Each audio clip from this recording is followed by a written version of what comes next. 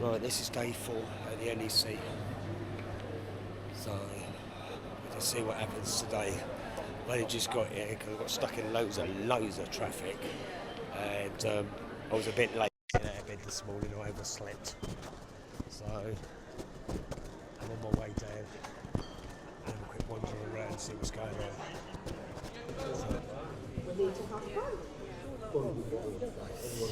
Who's on? Past the 11:15, it's Wandering Bird.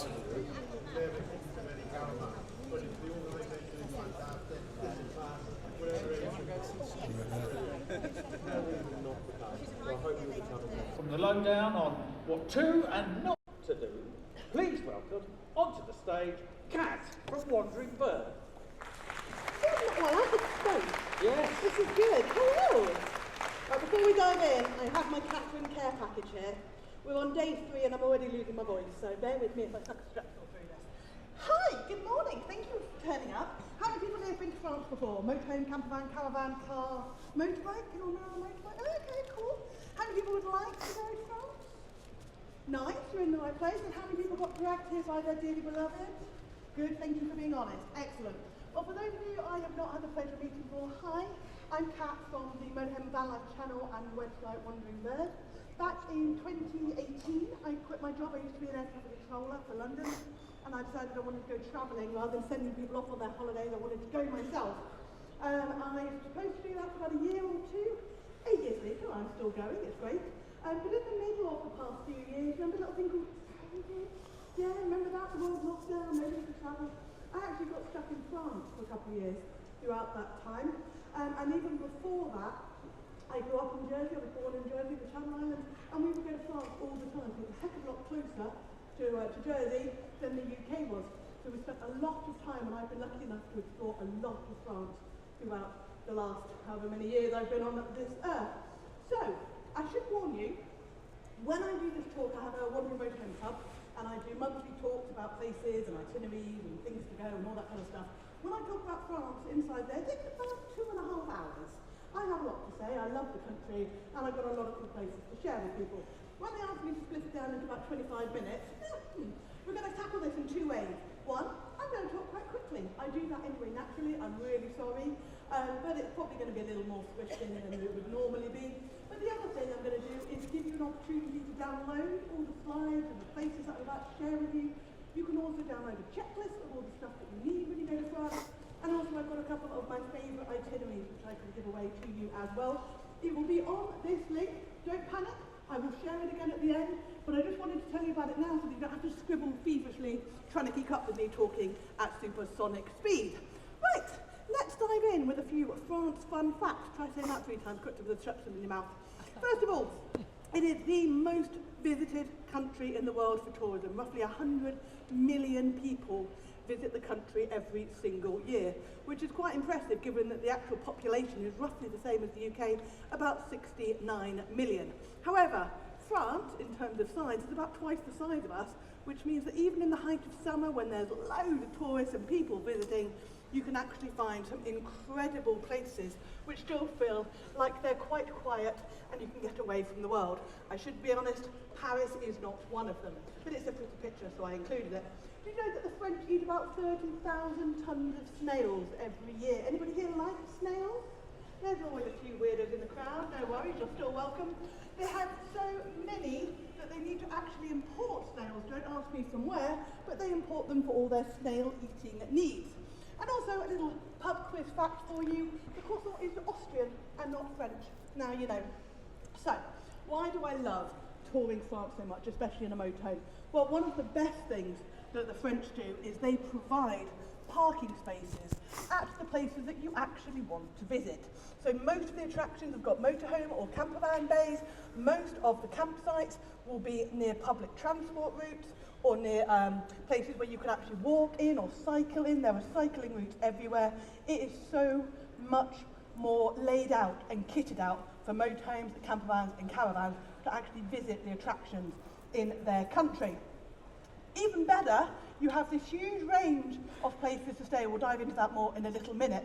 But if you wanted to stay in places like these, well, in fact, all three of those. So the top one is a wild parking spot in the Pyrenees. The middle one was actually a group trip that I did as part of the Wandering Motorhome Club. I do group trips. In fact, there were a couple of people in the audience here who did this. This one was one that we did in April to France. It was at Utah Beach. And this was an air that we all rocked up at. You can't pre-book an air. And we all just rocked up and stayed there for free for the night. It was absolute magic.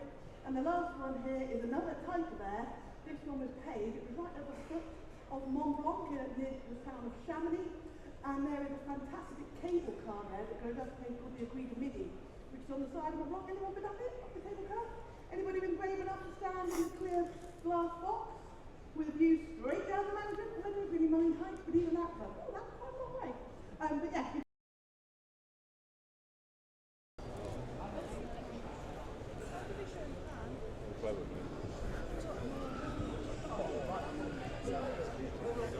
Ah. You get your coffee and all that lot, and all they've done is done the umbrella artwork. I'll go from underneath and have a look for you. Look at that. Yeah, umbrella artwork. It's all fed up there. The cafe.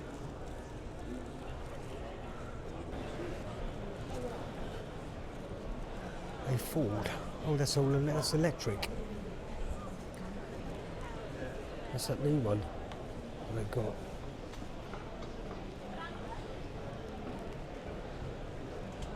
Hybrid. It's a new hybrid one. Pete showed this. It's a new hybrid. It's all,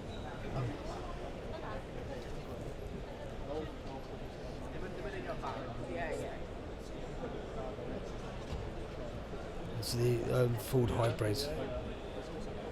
It's called a P10E. So it's 80 grand. So it's not, don't look too bad actually. Half electric and half petrol.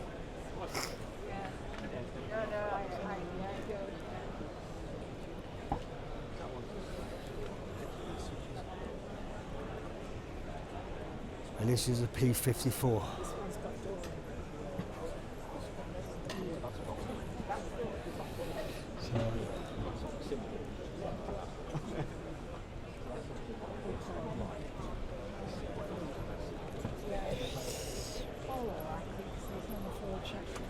No chairs go forward on this one. There's people looking at it at the moment, so don't look bad looking vehicles actually, nice little vehicles. Yeah. Oh, this has got two doors. The other one's only got one sliding door. So this is a 5-door one.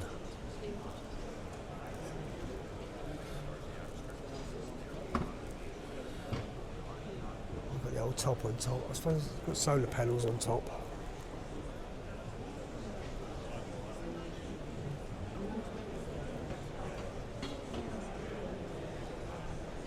No, it ain't actually.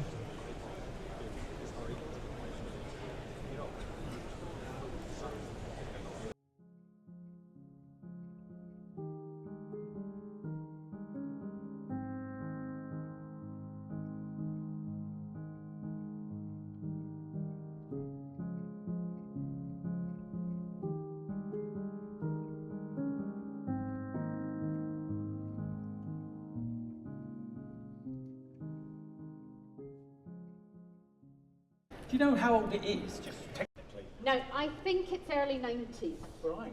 I think it's early 90s, so that is a long time ago, she said. I'm trying to count, 30 odd years ago. She Wow. is. Yeah, so she's vintage, without question. Petrol or diesel? Petrol. Right. And if you are, so that's Helen there, if you don't know. Shall I tell the story of how I met Helen? Yes. So during COVID, they wanted to film a show, and they thought, because of my family association with campervans, which we'll talk about, I'm sure, let's get Susan in a campervan. Great idea. My producer turned up at my house in Glasgow. We think I once on the show used the electric windows, which was me going, as I put the window down. Right. We must just explain that what we're talking about Yes. is, what are we talking about? We're talking about Susan Calman's Grand Day Out. Grand Day Out, yes. Yes. Has anyone seen that? Yes. Ah, so we are, Very we're popular. preaching to the A converted. very popular show. Very Yeah. popular show. Yes. And in its 9th season? Ninth series. Yes. Yes. It's not been going that long, but we've done a lot.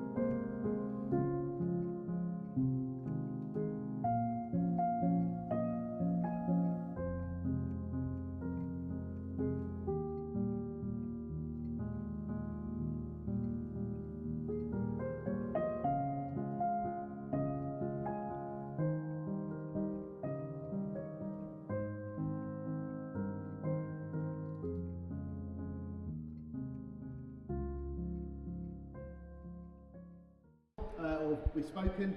Van Life Eats is the brand that I built back in 2018.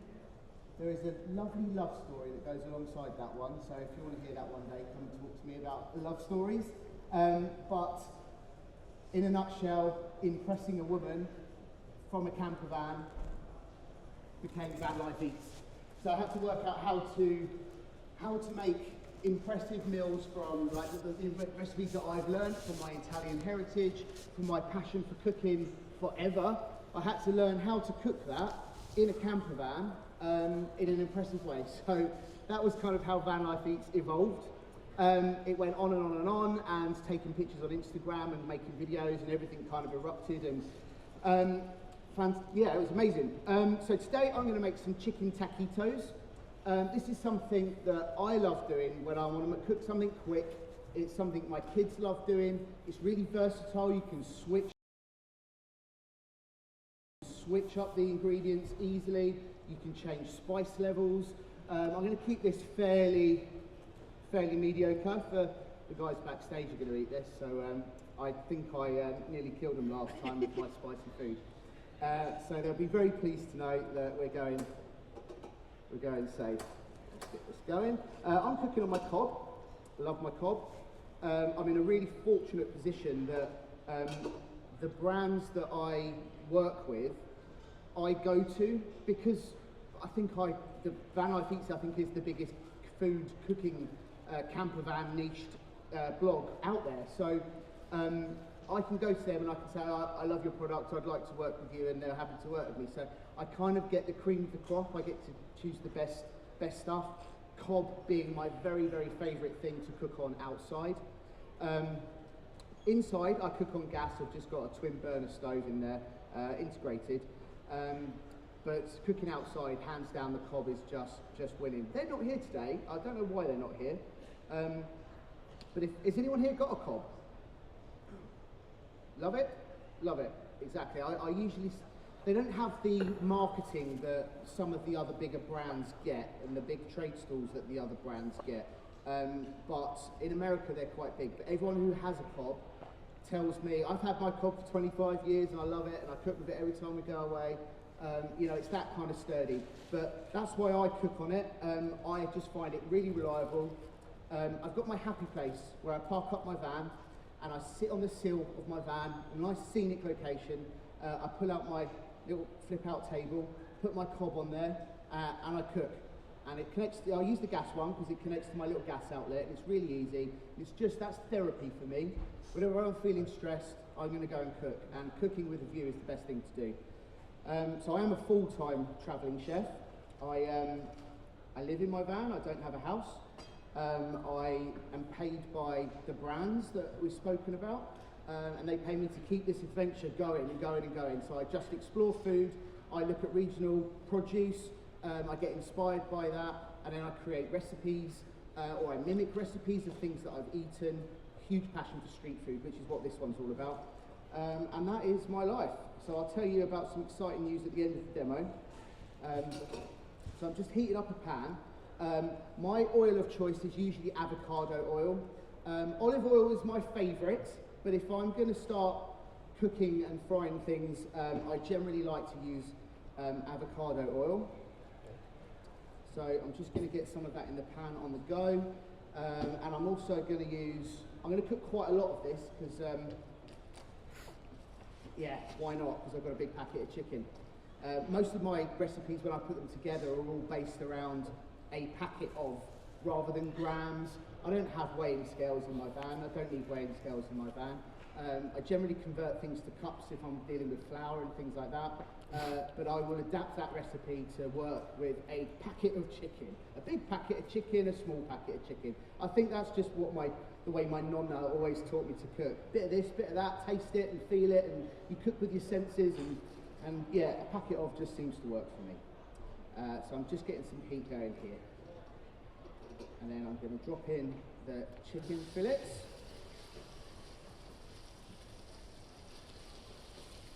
And I just want to spread them out, not crowd the pan. Crowding the pan is a big thing that people do wrong when they're cooking, and things tend to get a little sweaty. Also, moving things around in the pan, just leave it. Let it cook, let that Maillard reaction happen, let that crust form on the bottom of the pan. There's your flavour. If you're sitting there moving it all the time, you don't get that crust, you don't get that flavour, you just get a very soggy bit of chicken. While that's cooking, I'm just going to talk about one of my favourite gadgets in the van. And it brings back horrible memories. These guys, they're probably laughing in the back or cringing when seeing me hold this up. Last time I was here, I told everyone about it, how good it is. It's just a little manual puller. You can, rather than chopping up an onion, and don't get me wrong, I've got a very expensive Savanac knife. It was £500. I love chopping. I've done a YouTube series of how to do various different cuts and holding a knife and safety, and done a lot of that on YouTube. So I love chopping, but then this thing came along and it kind of ruined that experience for me. But when you chop an onion, bits move around, you can't help it. You're chopping it quite finely and things fall down the side. However, with this, you just cut it into quarters, wedge it in the pan, and then mess free. See that on the screen. You can see that's how good it is. Mess free, I'm not crying. It's in a pot, it's contained, I can throw it in the pan, easy. It's brilliant. And why I was saying these guys are probably cringing was because last year, at this exact moment, I had a bit of an oil spill out the back, and I had very olive oily fingers. And I've just told everyone, mess free cutting, and I've gone and done this. Slipped out of my hand, onion everywhere. Yeah. This is a nice one, bloody expensive and all. Oh, you can have a car in the back of this one. Back end goes down.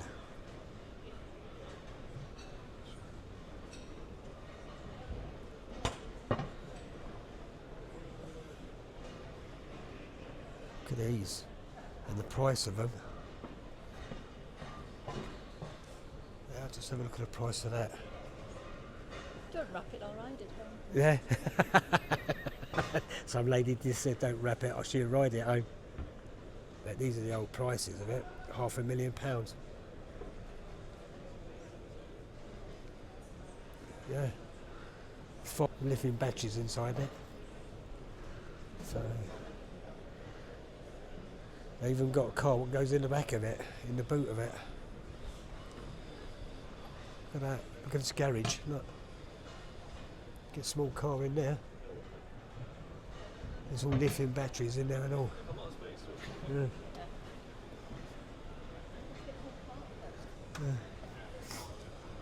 For £500,000. And there's this one here, on this side.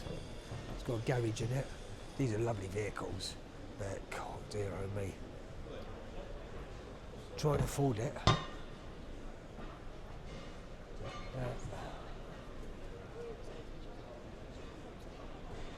This is free. Then you got this one here.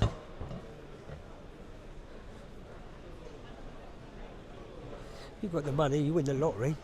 Yeah, fair enough, buy one if you want to. This is 3.6.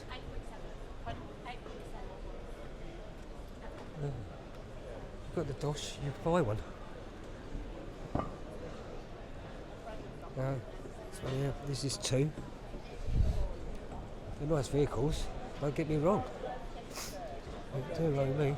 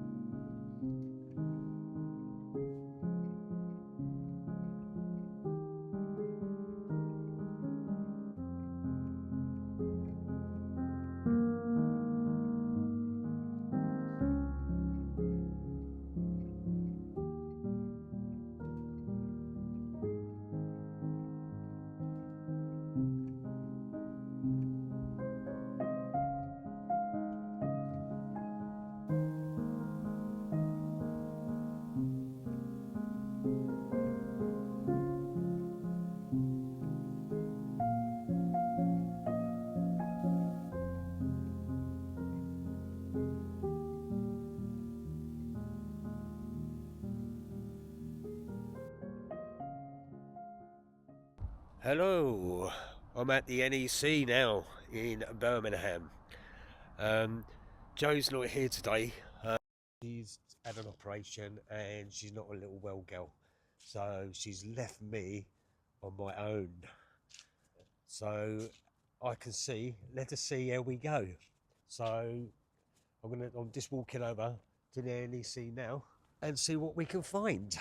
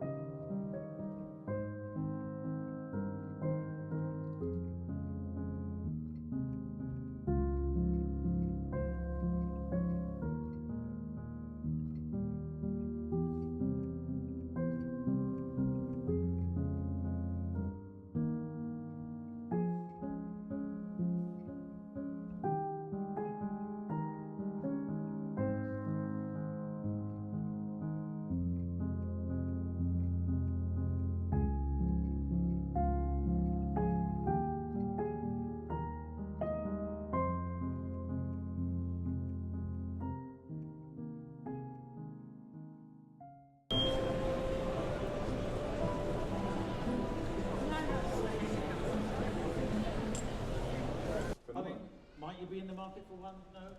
We're a horsey family, so we need to combine one with a horse box. So I'm not aware if there is a horse box and caravan section, but if there is, I will find it later. Horse of the Year show just last week. Mm. Never mind. Wrong show.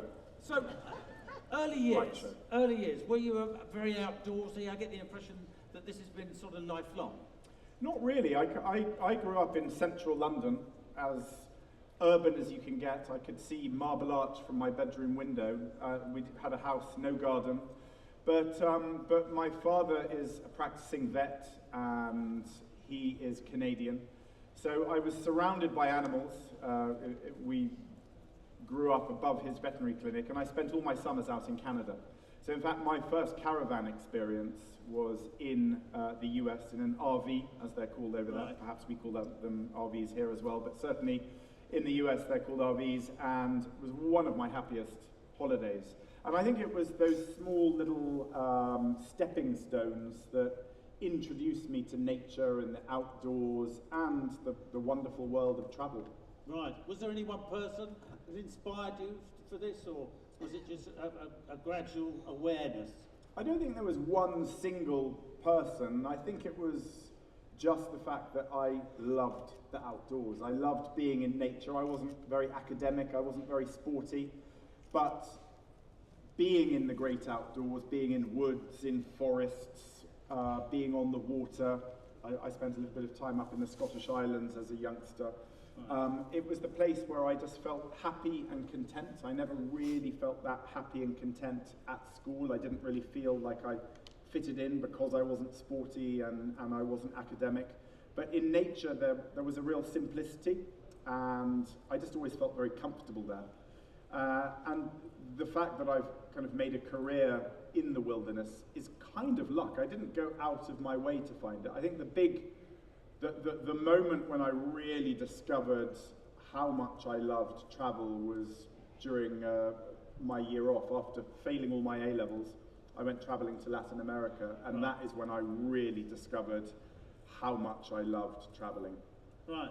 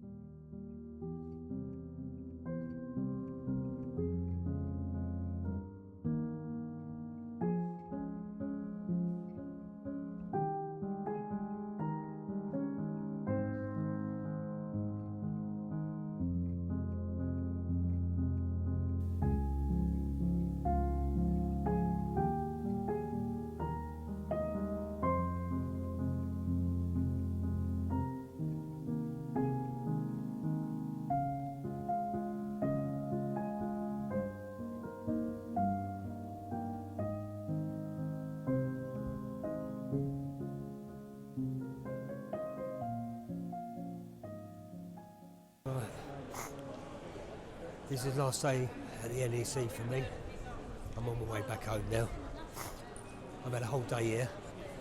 So, Darren's given me a hat for Jo to take home for her. So this is the NEC, and I'm saying bye from me. Bye from Jo, because she's not here at the moment, so she's still in hospital. So I just put this sign up there. So I'm on my way back to Guildford from here. So it's going to take me about 3 hours to get here, 4 hours to get home if I get on the M25, because it's a blooming nightmare. It's shutting tonight, isn't it? So Friday night. So when you see this, it'll probably be open again in the case. So I'm only saying it on the way home. So that's bye from me.